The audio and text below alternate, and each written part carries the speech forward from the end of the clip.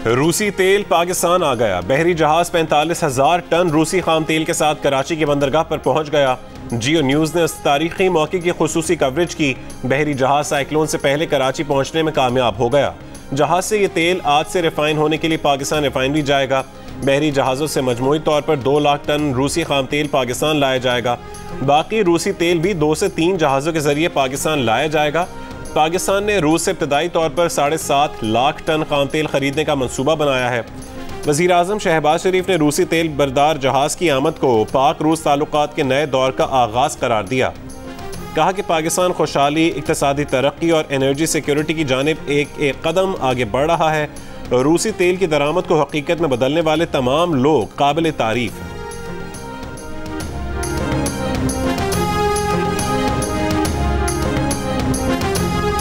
Zaman park में छुपे 9 मई के मास्टरमाइंड ने सोचा कि वह अफवाज पाकिस्तान को झुका लेगा, मगर चाल उल्टी पड़ गई। अब 9 जून को यूट्यूब पर बैठकर उन्हीं से मुलाकातों की भीख और माफिया मांग रहा है। मुस्लिम लीग नून की रहनुमा मरियम नवाज का शुजाबाद में जलसे से खिताब। कहा कि खुद पर बुरा वक्त आया तो कारकुनों को जिम्मेदार ठहराकर उन्हें बस के नीचे फेंक दिया। 9 मई के सानहे से तकलीफ तो बहुत हुई, लेकिन अच्छा हुआ कि मुल्क का दुश्मन पहचाना गया। फितना और फसाद का चैप्टर खत्म हुआ। अब तरक्की का सफर शुरू होगा। जो हाथ मुल्क तामीर करते हैं वो मुल्क में तोड़ फोड़ नहीं करते, बल्कि तोड़ फोड़ करने वालों को तोड़ देते हैं। नवाज शरीफ की वापसी के बाद मुल्क टेक ऑफ करेगा।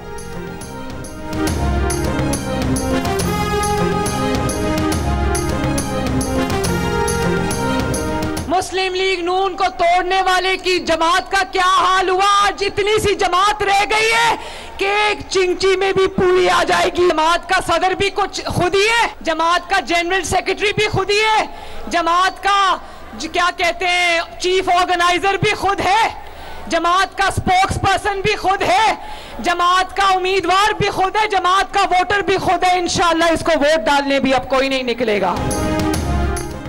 बहर अरब के मशरक़ वस्त में मौजूद समंदरी तूफान बिपर जॉय की शिद्दत बरकरार। कराची और हैदराबाद में 13 से 16 जून के दरमियान आंधी के साथ मूसलाधार बारिश का इम्कान। टंडो मोहम्मद खान, टंडो अल्लाह यार और मीरपुर खास में भी बारिश हो सकती है। समंदरी तूफान कराची के साहिल से 690 किलोमीटर और ठट्टा के साहिल से 670 किलोमीटर दूर है। तूफान के मरकज़ और अतराफ में हवाओं की रफ्तार 180 से 200 किलोमीटर फी घंटा है। महकमे मौसमियात के मुताबिक समंदरी तूफान के मरकज़ के अतराफ समंदर में शदीद तुग़यानी है। समंदरी हवाएं 15 जून को ठट्टा के साहिल केटी बंदर और भारतीय रियासत गुजरात को अबूर करेंगी। तूफान के दौरान केटी बंदर और उसके अतराफ समंदरी लहरें 8 से 12 फुट तक बुलंद हो सकती हैं।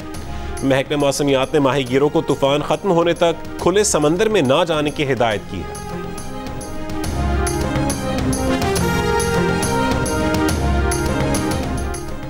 ठट्ठा और वदीम के अस्पतालों में हंगामी हालत नाफिज। सरकारी मुलाजिमीन की छुट्टियां मनसूख। इमदादी सरगर्मियों में हिस्सा लेने के लिए पाक फौज के एहलकार भी पहुंच गए। जज़ायर से मकीनों को रेस्क्यू करने और रिलीफ कैंप कायम करने पर गौर। माहीगीर राशन और पीने के पानी के लिए परेशान। समंदरी तूफान के खदशे के बावजूद शहरों की बड़ी तादाद बलोचिस्तान के मुख्तलिफ साहिलों पर पिकनिक मनाती रही।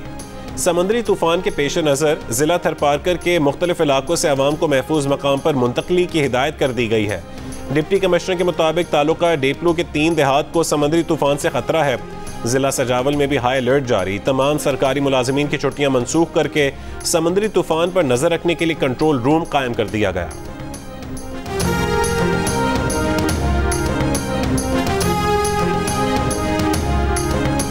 एक्सट्रीमली सीवियर साइक्लोनिक स्टॉर्म है और 150 से 160 किलोमीटर पर तकरीबन 100 मील फी घंटे की रफ्तार से विंड स्पीड्स हैं। 30 फुट के करीब वेव्स आ सकती हैं। इस सिलसिले में ज़्यादा जहाँ पे ख़तरा है ठट्टा, सजावल, बदीन, तकरीबन 8 से 9,000 फैमिलीज़ हैं जिनको एवैक्यूएट करना पड़ेगा। जब ये तूफ़ान हिट करेगा साहिल को तो हम लोगों से भी ये रिक्वेस्ट करेंगे कि उस दिन बेजा घर से ना निकलें, घरों में रहें। समंदरी तूफान बिपर जॉय के पेश नज़र सिंध हुकूमत ने हंगामी मंसूबा बना लिया। वज़ीर आला सईद मुराद अली शाह ने कहा है कि साहिली इलाकों से तकरीबन 10,000 अफराद का इनखला किया जाएगा। 80 किलोमीटर फी घंटे की रफ्तार से हवाएं और 25 फुट ऊंची लहरें साहिली इलाकों से टकराएंगी। फौज की मदद से कुदरती आफत का मुकाबला किया जाएगा। बारिशों के पेश नज़र इंतजामात कर रहे हैं। मुतालिका महकमों को हिदायत भी जारी कर दी गई हैं। दूसरी जानिब ठट्ठा और बदीन की ज़िली इंतजामिया ने हाई अलर्ट जारी कर दी है। महकमा आबपाशी और दीगर मुतालिका इदारों को हंगामी सूरत हाल से निपटने के लिए तैयारियां और मशीनरी की मौजूदगी यकीनी बनाने की हिदायत।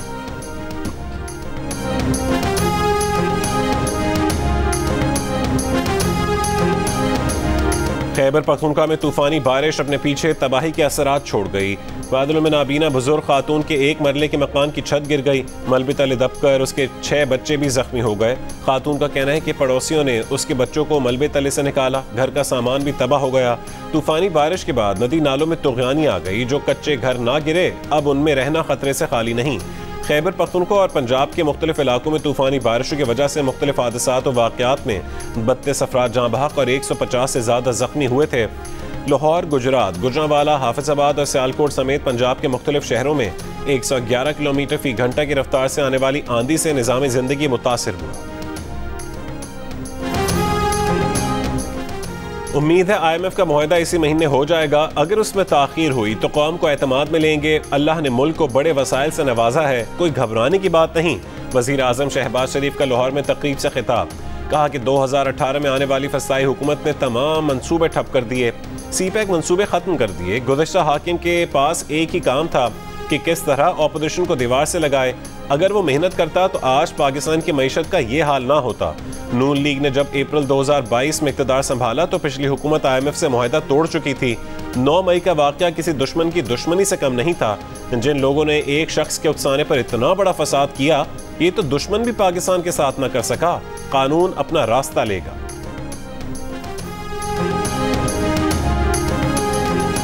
दो से 3 हफ्तों में चेयरमैन PTI के खिलाफ कानूनी कार्रवाई का आगाज हो जाएगा। वजीर दाखिला राना सनाउल्लाह की जियो न्यूज़ के प्रोग्राम जिरगा में गुफ्तगू।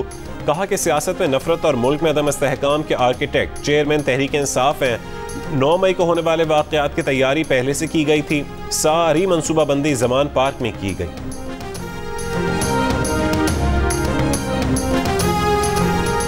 तहरीक इंसाफ के रहनुमा असद उमर ने कहा है कि मुल्क की ताकतवर अशराफिया आपस में लड़ रही है। बार बार वही पुरानी हिकमत अमली इस्तेमाल की जा रही है, जबकि कौम बाकी दुनिया से मजीद पीछे होती जा रही है। ये एक डरावने ख्वाब की तरह है। दुनिया तरक्की कर रही है, आगे बढ़ रही है, हम नीचे की तरफ लुढ़कते जा रहे हैं।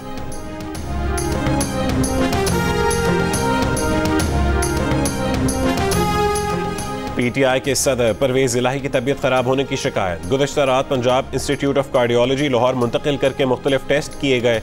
टेस्ट तसल्ली बख्श आने पर परवेज इलाही को अस्पताल से डिस्चार्ज करके वापस जेल मुंतकिल किया गया। चौधरी परवेज इलाही 16 दिन के जुडिशल रिमांड पर जेल में है।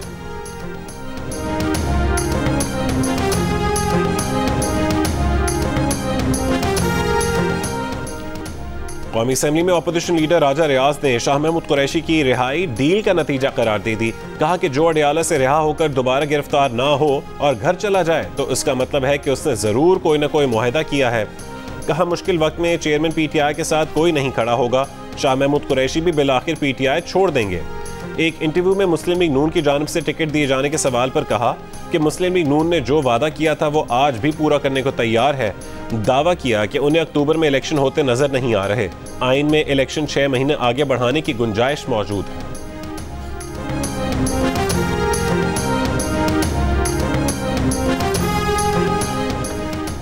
इस्तेहकाम पाकिस्तान पार्टी के रहनुमा ओन चौधरी ने कहा है कि उनकी जमात आइंदा आम इंतखाबात के दौरान मुस्लिम लीग नून के साथ सीट एडजस्टमेंट कर सकती है। जियो न्यूज़ के प्रोग्राम जिरगा में मेज़बान सलीम साफ़ी से गुफ्तगू।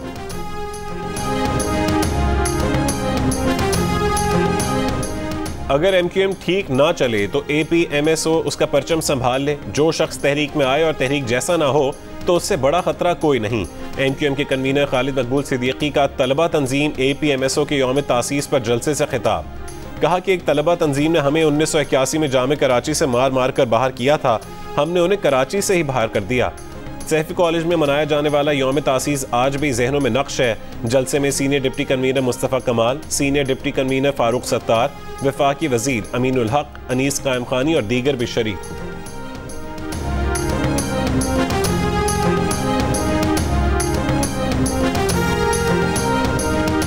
वजीर आला सिंध मुराद अली शाह का सूबे के लिए वफाक के प्रोजेक्ट्स पर अदम एतमाद। पोस्ट बजट प्रेस कॉन्फ्रेंस में यह भी कहा कि वफाक की तरफ से सिंध के लिए प्रोजेक्ट्स पर मुतमईन नहीं है। चाहते हैं कि सिंध को भी दीगर सूबों जितने फंड्स दिए जाएं। मामला वजीर आजम के सामने रखेंगे। कराची में मेयर के इंतखाब के मामले पर हाफिज नईम की तरफ इशारा करते हुए कहा कि एक शख्स रो रहा है, 15 जून के बाद वो चुप हो जाएगा। एक बंदा इतना चीख रहा है कि अब उसको घर जाकर आराम करना चाहिए। इल्ज़ाम लगाना बहुत आसान होता है।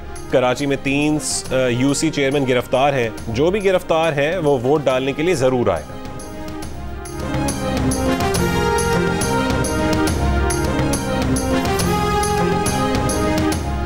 मीरान शाह में दहशतगर्दों से मुकाबला करते पाक फौज के 3 जवान शहीद हो गए। शहीद होने वाले सिपाही मोहम्मद जमान की उम्र 22 साल, सिपाही नसीम खान की उम्र 26 साल, जबकि सूबेदार असगर अली 40 बरस के थे। फायरिंग के नतीजे में 3 दहशतगर्द हलाक, 4 जख्मी हो गए। मुकाबला 9 और 10 जून की दरमियानी शब हुआ। ISPR का कहना है कि पाकिस्तान की मुसल्लह फौज दहशतगर्दी के नासूर को जड़ से खत्म करने के लिए पुरअज़्म है। 9 मई को तहरीक इंसाफ के चेयरमैन को करप्शन के इल्जामात पर गिरफ्तार किया गया। PTI के शरपसंदों ने उनकी हिदायत पर मुल्क की अहम तंसीबात को निशाना बनाया। वजीर आजम शहबाज शरीफ का तुर्क मीडिया को इंटरव्यू, कहा तुर्की के साथ बिरादराना ताल्लुकात को मजीद मजबूत करना चाहते हैं। पाकिस्तान, तुर्की और ईरान के दरमियान रेल रोड नेटवर्क मनसूबा अहम साबित हो सकता है। तुर्क सरमायाकारों को शमसी तवानाई और पन बिजली के मनसूबों में सरमायाकारी की दावत देते हैं। तुर्की की टेक्नोलॉजी और पाकिस्तान की अफरादी क़ुव्वत दोनों ममालिक के लिए बेहतरीन साबित हो सकते हैं। तहरीक इंसाफ के रहनुमा हमाद अजहर की वजीर खजाना इसहाक डार पर तनकीद, कहा कि वजीर खजाने की पॉलिसी ने मुल्की मईशत को बेइंतहा नुकसान पहुँचाया है, उसके बावजूद उनका ओहदे पर रहना हैरान कुन है। वजीर आजम के कोऑर्डिनेटर बिलाल अजहर क़यानी का हमाद अजहर को जवाब, कहा कि PTI हुकूमत में टैक्स अहदाफ के हुसूल में मुल्की तारीख की सबसे बड़ी कमी थी। चेयरमैन PTI और उनकी पार्टी ने डिफॉल्ट यकीनी बनाने की हर कोशिश की। अमीर जमात इस्लामी सिराजुल हक ने कहा है कि शहर कराची अब आगे बढ़ेगा। हाफिज नईम उर रहमान इस शहर का मेयर बनेगा। जमात इस्लामी अवाम की खिदमत करना चाहती है, अवामी वसाइल अवाम पर खर्च करना चाहते हैं, इस्लामी और खुशहाल पाकिस्तान बनाना चाहते हैं। धांधली के जरिए लोगों की आवाज़ को नहीं दबा सकते। अब कौम बेदार हो चुकी है। तहफ़्फ़ुज़ कराची मार्च से खिताब, अमीर जमात इस्लामी कराची हाफिज नईम उर रहमान ने कहा कि बल्दियाती इंतख़ाबात में सबसे ज़्यादा सीटें जमात इस्लामी ने लीं। शहर की मैंडेट पर वडेरे कब्जा करना चाहते हैं। आज सुप्रीम कोर्ट में पिटिशन दायर कर रहे हैं।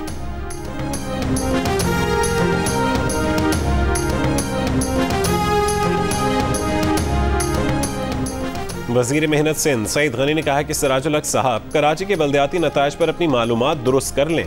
पीपल्स पार्टी इस वक्त कराची की सबसे बड़ी जमात है। कराची ने पीपल्स पार्टी को मैंडेट दिया है और मेयर भी पीपल्स पार्टी का ही होगा। जमात इस्लामी रोना धोना बंद करके अपनी शिकस्त तस्लीम करे। हाफिज नईम मेयर बनने की लाइलाज बीमारी में मुब्तला हैं। मेयर कराची के इलेक्शन से पहले उम्मीदवारों में अल्फाज की जंग तेज। जमात इस्लामी के हाफिज नईम उर रहमान ने कहा कि कराची के मैंडेट पर कब्जा किया जा रहा है। रोज चेयरमैन लापता हो रहे हैं। पीपल्स पार्टी ने पहले भी मुल्क तोड़ दिया था मगर मैंडेट नहीं माना था। 3.5 लाख वोट लेने वाली पीपल्स पार्टी 9 लाख वोटों का मैंडेट नहीं मान रही। अब भी वक्त है, पीपल्स पार्टी मुंह पर कालक ना मले, मैंडेट तस्लीम करे। पीपल्स पार्टी के मुर्तज़ा वहाब ने जवाब दिया कि जो भी मैंडेट का दावेदार है वो काउंसिल में अक्सरियत साबित करे। हाफिज नईम के बयानात मुनासिब नहीं है, इलेक्शन का अमल पूरा होने दें। नईम उर रहमान दबाव से वोट लेना चाहते हैं तो ये नहीं होने देंगे।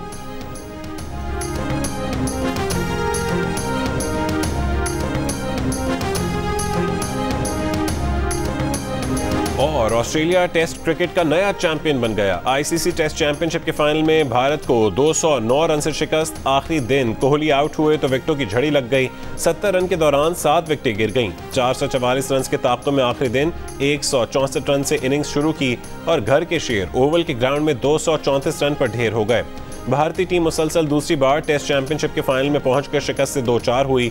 ऑस्ट्रेलिया से पहले न्यूजीलैंड टेस्ट क्रिकेट का चैंपियन था।